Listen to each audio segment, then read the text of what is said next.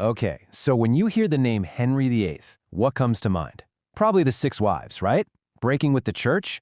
Well, that's the story we all know. But it turns out, that's not the whole story. Not even close. We're diving into a secret so shocking, his own government buried it for almost 500 years. Yeah, this is about a medical cover-up that literally changed the course of a nation. And here's the thing, we're actually going to start this at the end. We're going to start with a bombshell, one that completely flips the script on everything you thought you knew about England's most famous or infamous king. Just let that sink in for a second. His death was so horrific that the government covered it up for 450 years. I mean, we're not talking about a quiet, peaceful passing here. This was a state secret, a deliberate cover-up, all to protect the very image of the monarchy. So that brings us to the big question, right?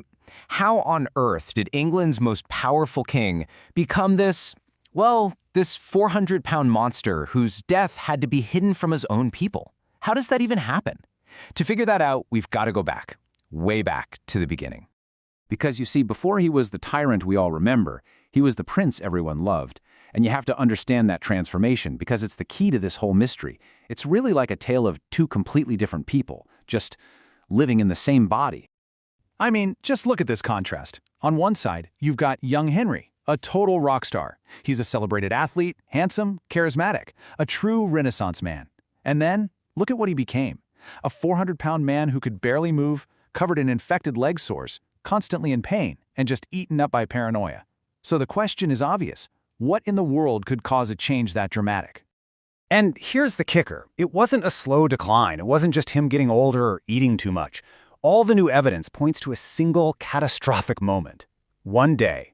One event that sent his entire life and, frankly, English history spinning off in a much, much darker direction.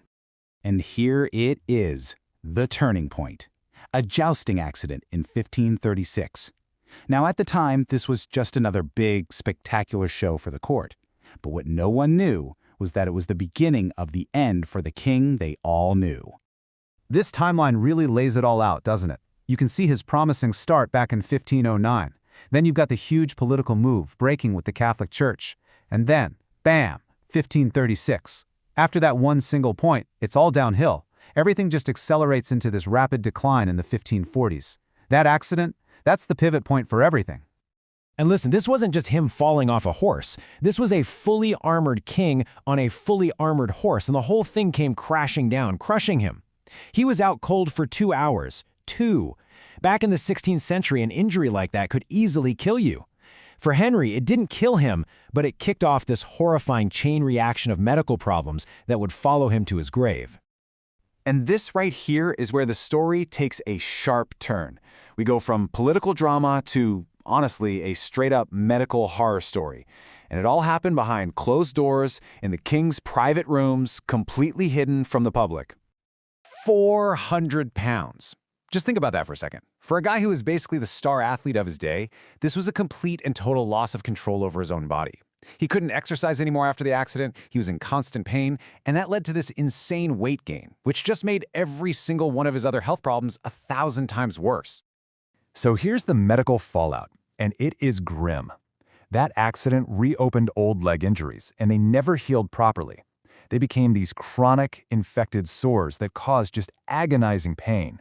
That pain is what made him unable to move, which is what led to the weight gain. But check out that last point. That's the real bombshell. A possible traumatic brain injury. That could explain everything about his personality change. The paranoia, the cruelty, the tyrant he became. It might not have been a change of heart at all. It might have literally been brain damage. Okay, so you've got a king who is in constant agony, he's physically falling apart, and on top of that, he's possibly mentally impaired. So why hide it? Why the massive, centuries-long secret? Well, that brings us to the cover-up. And this isn't just a guess, you know? This new understanding comes from digging into the very documents they tried to hide. We're talking about the court physician's own records, which spell out in gruesome detail what was really going on with him.